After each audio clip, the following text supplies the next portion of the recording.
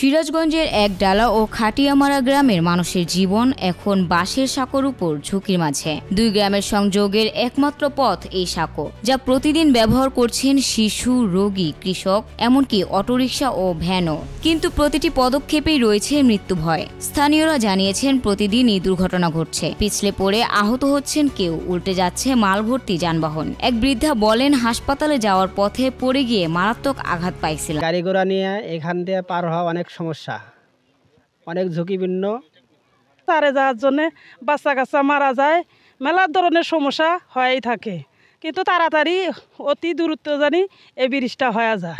শুধু ঝুঁকি নয়, পারাপারের জন্য দিতে হচ্ছে চাঁদাও। পথচারীদের ৫ টাকা, যানবাহনের ১০ টাকা করে। এই টাকা উঠছে আব্দুল বারিক ও আসাদুল ইসলামের নেতৃত্বে, কিন্তু বৈধতার প্রশ্নে তারা নীরব। গ্রামবাসীর দাবি, অবিলম্বে একটি স্থায়ী ব্রিজ নির্মাণ করা হোক। তারা চান শিশুদের নিরাপদ যাতায়াত, রোগীর সঠিক চিকিৎসা আর চাঁদা ছাড়াই চলাচলের স্বাধীনতা।